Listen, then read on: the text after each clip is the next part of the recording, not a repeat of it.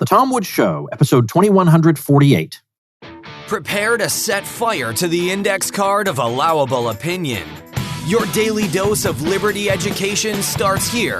The Tom Woods Show.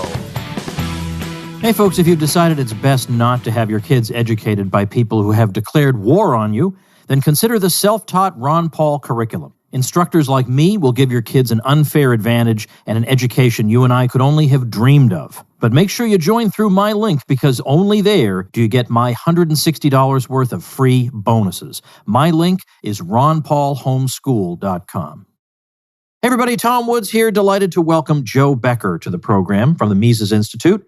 Joe has an interesting background because he got his master's degree in economics under Murray Rothbard at the University of Nevada, Las Vegas. He also had Hans Hoppe as a professor. So a very interesting background. He also worked for Ron Paul in various capacities. So I want to talk a little bit about that. And then I want to talk about a big deal going on at the Mises Institute. Something very, very important. Something I did not expect the Mises Institute to do, but that they have done, and that I know listeners of this show will want to know about if you don't know about it already. But it's a really, really great advance for all of us that they've done it. So I'll just leave it there. Joe, welcome to the show. Hey, thanks, Tom. All right. You know, you and I have traveled in a lot of the same circles over the years, and we know a lot of the same people. And yet, I barely know you. Like somehow, in all that travel, we never really met face to face until very recently when you came to the Mises Institute, or maybe very briefly. So you go back well beyond the Ron Paul presidential campaigns, because you actually had Murray Rothbard and Hans Hoppe as professors at UNLV. So we have to start our story there. Even though we want to talk about something very important the Mises Institute is doing, we have to start our story there. Now, first of all, did you know who these people were when you enrolled? Well, actually, my time with Ron Paul goes back before that. Oh, even before that? Yeah, okay. Because what happened is a close friend of mine named Kent Snyder drugged me to a libertarian leadership conference, which was run by someone named Alicia Clark when I was living in Kansas City at the time. And Alicia Clark was the wife, and I think like the National Party chairman of the Libertarian Party in the 80s. And Kent and I arranged a 3-day campaign trip for Ron Paul when he was running for president on the Libertarian ticket in 1988. So I got to know Ron a little bit then. In fact, I was, talk about coming full circle, I was recruiting students for a private school at the time, and I actually had Ron come and speak to that school in Kansas City. But one of the things Ron did is he gave me a copy of For a New Liberty by Rothbard. And I'd already had 21 hours of undergraduate econ, but never even heard of, well, Murray or the Austrian school even, for that matter. So I became interested, and then I signed up for my first Mises University in, I think it was 1989, after the Ron Paul campaign was over.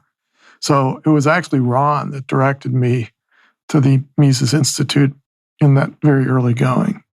Can you just describe for the rest of us who are dying to know what it was like to have, for example, Murray Rothbard as your professor?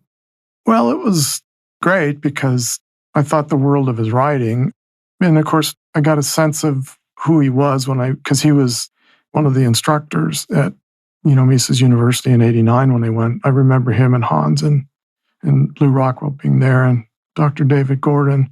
I know he's been described as jolly and affable and happy libertarian. I found him to be that in every regard, always willing to help, always willing to give me time.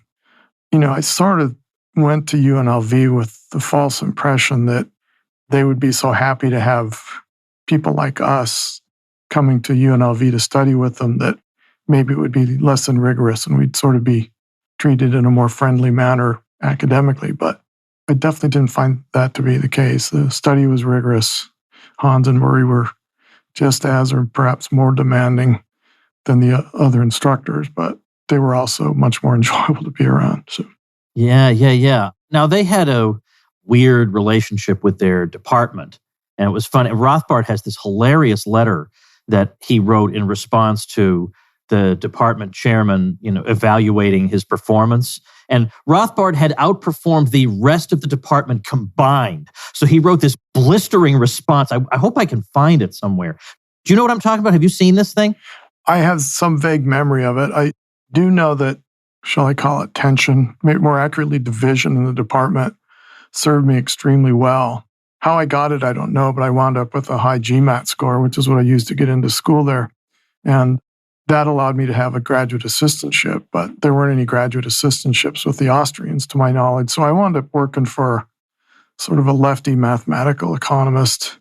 He wouldn't describe himself as lefty, but I probably would. And they didn't talk to one another.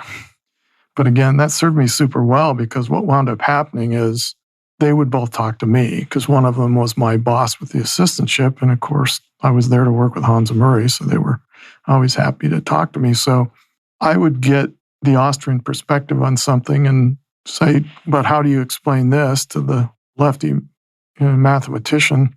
And he would come up with some sort of an answer. So I would go back to the Austrians and say, but what about this? And so I had 2 years of basically being the conduit between the department professors who wouldn't talk to one another. And, there was still tension even when I graduated and left and headed for law school, but it served me super well. Not only did I get to know Hans and Murray pretty well, but I got to understand Austrianism as contrasted with other schools of thought. Well, my sense of it, not having been there, is that already you're going to have some tension because Hans and Murray are quote unquote not in the mainstream. But then combine that with the fact that, at least to the extent that this existed in the pre-internet age, they had a kind of academic star power. They actually had a following. Normal people actually wanted to read what they wrote. So now there are 2 reasons to hate them. One, because they're cranks, because they don't accept your crazy theories.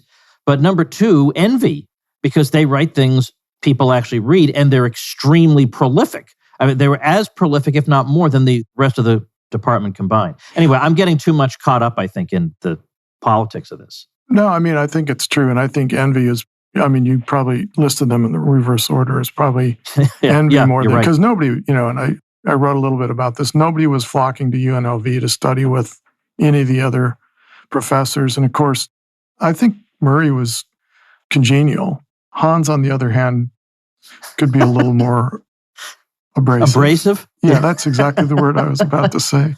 Yeah. And of course, he had his own set of problems with the department just because. Yeah, I know. Right. And plus, he was there after Murray died for a little while, so it was just him. Yeah, I stayed in touch with him during that time because he was teaching the theory of time preference and was explaining how different groups had different time preferences relative to one another. And the university came after that on behalf of some member of some aggrieved group. And I was practicing law at the time, and our nonprofit litigation center was going to represent him. But we figured out that the ACLU had actually written the academic freedom policy for UNLV, and they volunteered to do it even more cheaply than we could because we would have had travel involved from where I was living. So they took care of that. But yeah, it was never, this reminds me of a line from The Jerk with Steve Martin, but it was never easy for them, right? It was always something.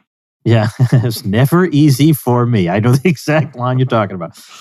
So you had this amazing experience. You got to know these 2 people pretty well.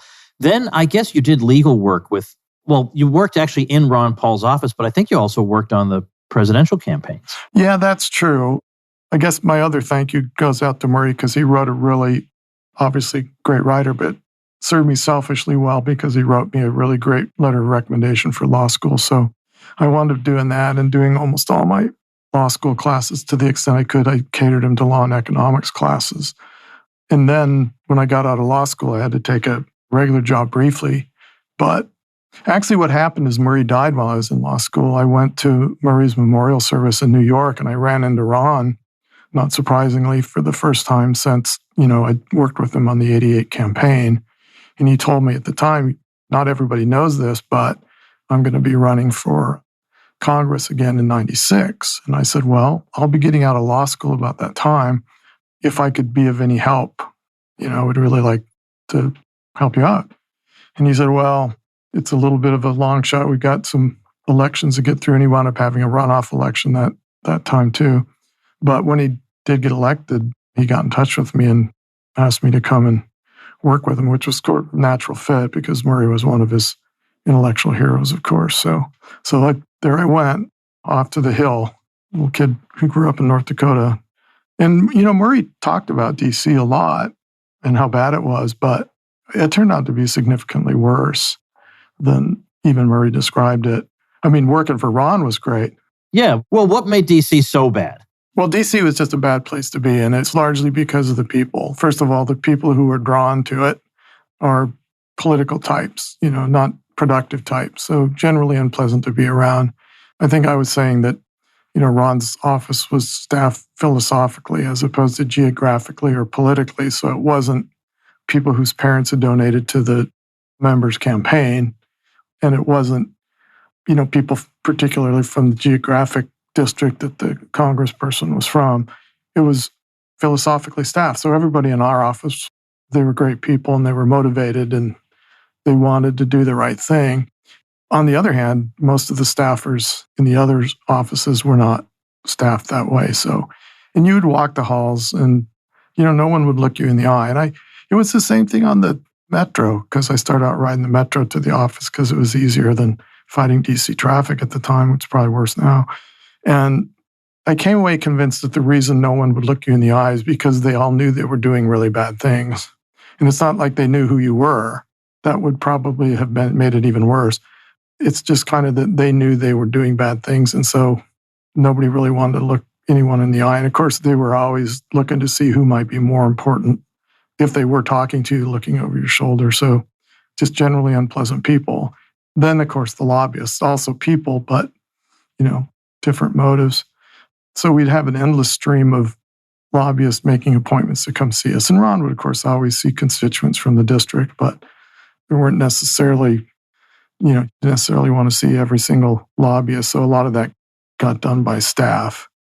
I probably had the easiest office to work in as legislative director and then eventually deputy chief of staff because, I was supposed to look at the bills and give Ron recommendations as to, or at least advise him as to what might be in there if he didn't happen to know. And it didn't take us very long. Didn't have to read very far into some piece of proposed legislation to figure out that there was no constitutional authority for it. And when a lobbyist would come to us and tell us, they'd run through their short spiel about why we should support something. And I would always say, well, I had two little tricks. My first one was I was always say, well, that all sounds very interesting, which is a Washington word for there's no way we're going to do it, but it sounds interesting. I would always say that. And then I'd say, but the first thing that Ron's going to ask me when I take this to him is where in Article 1, Section 8 of the Constitution is the federal government authorized to do this? And of course, you would just get these deer in the headlight expressions because they didn't really hear that from any other office, or certainly not too many more offices. But the other thing I did, which I found amusing, was there's this great quote. This was in the day when your screensaver, you remember this? It was a marquee that sort of scrolled some quote or something across. Oh, yeah, sure. So I found a great quote from Barbara Conable, who was a New York House member originally and maybe even a senator eventually. And his quote was, "Hell hath no fury like a vested interest masquerading as a moral principle." So, I'd be working on my computer. The lobbyists would come in and then 2 or 3 minutes into their presentation, I had my computer screen strategically placed where they couldn't help but look at it. And then all of a sudden, this message would just start scrolling across the screen. So that was sort of my way of dealing with that. But my time with Ron was great. He was always, coming out of UNLV with Hans and Murray, I thought, I'm going to really be able to help Ron and instruct him on Austrian economics. This is great. And of course, it turns out he's probably one of the best macro guys I've ever met. When you talk about Ron Paul, a lot of us say the same things. He has this consistent record. He's courageous. He sticks to his principles. If it's not in the Constitution, he won't even consider it. And even if it is, he still doesn't usually want to do it in a lot of cases. And this is all great, and I don't disparage that in any way. This is all great. That's why I love him. But I want to know, are there any little stories that only you know about, or things that particular memories of being in that office that stand out to you? Like maybe it was 9/11, maybe it was something else, but was there something about being in that office, any particular stories that that illustrate the man, who he was to us? Well, I do remember 9/11 pretty well. I was there at the time. I went into work like a normal day. And of course, I was on the East Coast. So I was probably in my office at 7:30, which was before the first plane struck the first tower. But the phone rang and it was Ron. And he said, we probably had the TV on C-SPAN because that's what we did. And he said, are you watching TV? And I said, well, I've got C-SPAN on. And he said, no, you need to watch, I don't know if he said Fox or something, some other channel. So we switched it over. And he said, nobody realizes how big this is yet, but this is a really big thing, which of course was smarter than the average bear, obviously. So he knew that. The other thing I remember about 9/11 was trying to get him home, because you remember all the planes were grounded for a really long time. And he had just come to DC. In fact, he'd come up the weekend before, I think, because I turned in my end of the session notice. I was going to quit working for him at the end of that year. I'd been there almost 5. And initially he said he maybe would stay 2 years or 4 years at the most. So I felt like I'd done my Christian duty. But Ron really wanted to be with his family. I mean, that was the thing. And I finally found him a Southwest flight flying out of Baltimore because everything was canceled, full, whatever. I guess the other thing I probably know that most people don't know is how badly he really wanted to get home to Texas and, more importantly, to his family during that time. So I guess those are the two things that come to mind, especially when you say 9/11. Now a word from our sponsor, BetterHelp. Hey folks, I don't know if you've ever experienced burnout, but I am the poster child for burnout. As I've said over and over again, for those 2 years that I worked on the Ron Paul curriculum, I was just stretched to the limit. It was nonstop work because I was also doing the Tom Woods Show and also traveling around the world giving lectures and doing all these sorts of things. And plus, I'm a dad and I have lots of responsibilities, but I'd bought into this crazy modern idea that if I had any free moments, like the 10 minutes I'm waiting for an oil change or the 20 minutes I'm waiting in line at the post office, that all that time has to be filled by work. No time for reflection, relaxation, doing something pleasurable, whatever. But work is not the only cause of burnout. Any of our roles in life can lead us to feel burned out. And you can feel like you have a lack of motivation. You can feel irritable, fatigued. Well, BetterHelp Online Therapy wants to remind you to prioritize yourself. Talking with someone can help you figure out what's causing stress in your life. And by the way, I'm very happy to tell you that I myself have used BetterHelp in the past, and it did wonders for me. I was matched with somebody who understood my situation exactly and helped me get back on track. BetterHelp is customized online therapy that offers video, phone, and even live chat sessions with your therapist, so you don't have to see anyone on camera if you don't want to. It's much more affordable than in-person therapy, and you can be matched with a therapist in under 48 hours. Our listeners get 10% off their first month at betterhelp.com/woods. That's betterhelp.com/woods. Let's fast forward to today.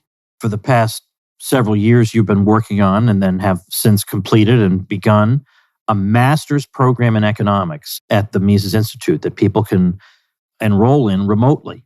So I'd like to know about it. First of all, is it quote unquote accredited? So if somebody gets this, is it considered a degree? Is it a certificate of completion? Does it count for anything? Fill us in on those details. Then we'll get into what it's all about. Well, I would say it counts for a lot because of what it is. A school has to be in operation for a certain period of time before they can even apply for accreditation. We got a license, a private school license from the state of Alabama to operate a master's degree program in Austrian economics. That allows us to teach our program to Alabamans and to people in half the other states around the country. We designed the program with accreditation in mind. It's certainly our goal. By getting accreditation, we don't have to get licensed in every single state or monitor the regulatory scheme in every state because there's a reciprocity organization we can join. So I can't go into a lot of the details about our process because we don't want to lead people to believe that we're almost accredited or they even guarantee them that we will be. But I can assure you the program was designed with accreditation in mind. Most schools take about 5 years from inception to getting accreditation awarded. I can only say our goal is to make sure that happens. But that's normal for any startup school. It's valuable, though, as I initially said, because it's purely Austrian. Some might say I had a great opportunity, which I did, to go to UNLV, but even there I had to take quantitative, micro, and macro with non-Austrians. Almost everything else I was able to do with Hans and Murray.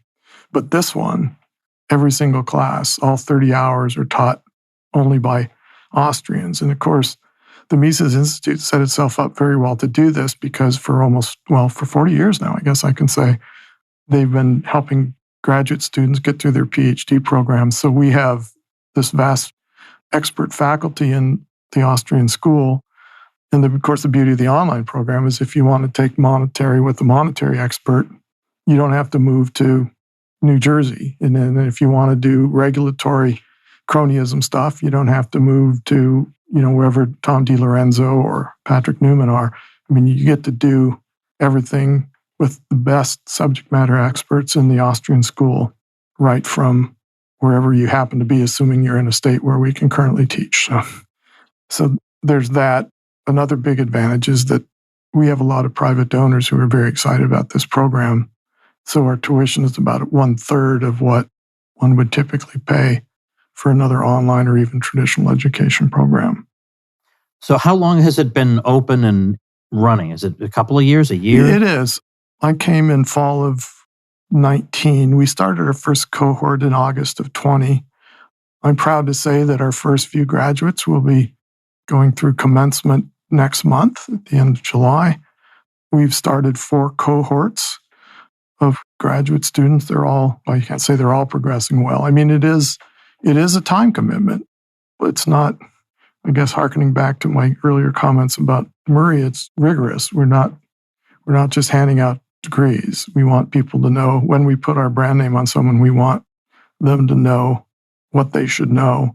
So we lose a couple students, but for the most part, people are hanging in there. It's 15 to 19 hours of work every week to do what has to be done. I mean, the program is taught asynchronously, so they can kind of do things on their own schedule, but there is a requirement that they meet their weekly deadlines and turn in the work every week. So, I mean, that's kind of how it works. We have live office hours, we have lectures, we have discussion board posts. I mean, pretty standard online stuff, except it's purely Austrian, which is unique. And of course, this was a goal of Murray and von Mises back in the 40s when they were trying to get this thing going somewhere else. So a couple attempts to do it, it didn't happen, but here we are.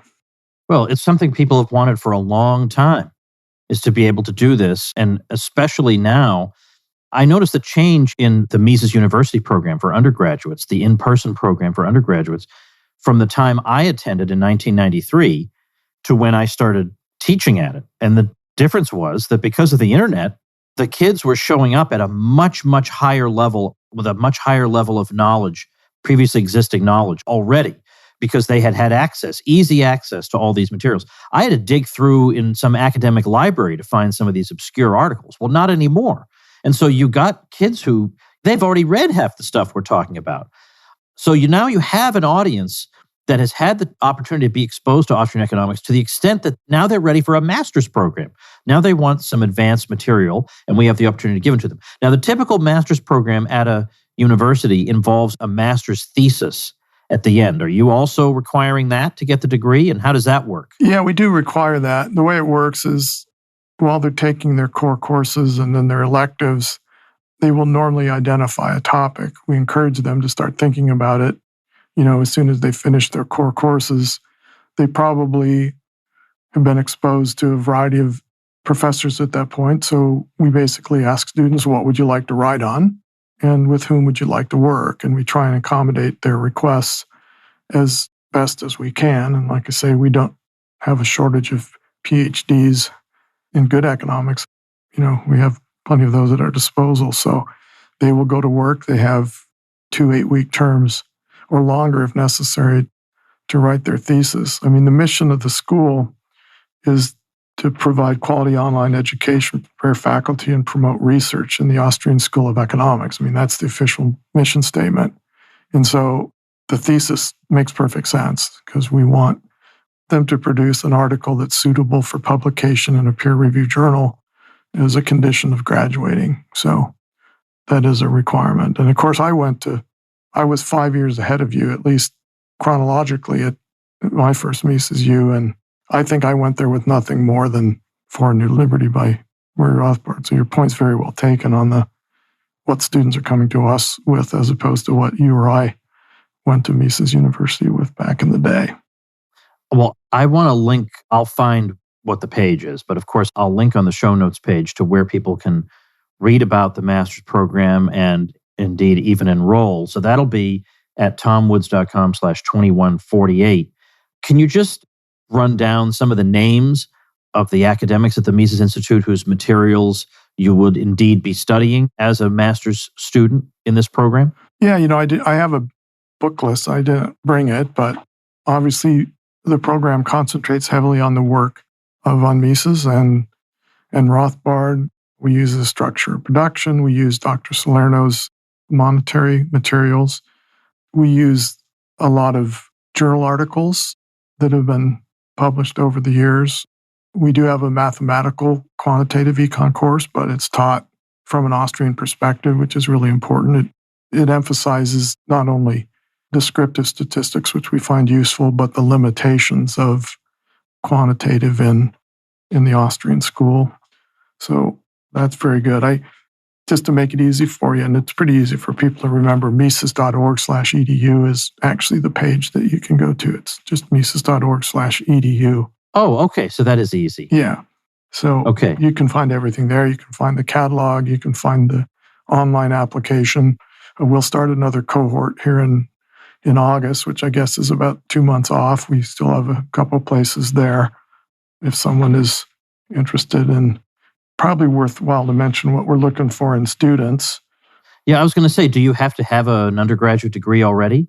Yes, that is a requirement for a master's degree program that is seeking accreditation. Yeah, I was going to say, I've never heard of one that doesn't, so I guess that would have to be a requirement. Yeah, that is a requirement. So we would want that. We'd want them to have ample undergraduate or graduate coursework in economics. And we don't expect people to know Austrianism because that's what we teach. And so many people go through their undergraduate courses with micro and macro, maybe intermediate micro and macro, but we do need people to be conversant in principles, concepts, and terminology of economics that they would typically get as an undergraduate. We like to know that people are interested in this particular school of thought because that's what we teach. And we'd like them to have clearly defined goals as to what they plan to do with the knowledge. I mean, we're not really looking for hobbyists or dabblers because the donors are paying a big portion of the students' tuition, and we don't charge for books. It's all included. So we want students who have an idea of why they want to learn this and what they plan to do with it when they finish. And we're really preparing people to teach at the undergraduate or community college level. We're preparing people for policy work. I'm thinking about some of the people who we have in the program that are doing real well. Entrepreneurs, financial planners, maybe estate planning attorneys, which kind of goes with finance. And then we have some people who want to do public interest litigation like what I did. And I will say I found my time with Murray and Hans most useful when I went to law school and practiced constitutional law for 20 years that I did. Well, I think it's tremendous what you're doing because, of course, there's nothing wrong with teaching, younger students or having material available for adult enrichment, but actually to be able to get a degree at the end and to go through the process of writing a master's thesis, potentially getting it published.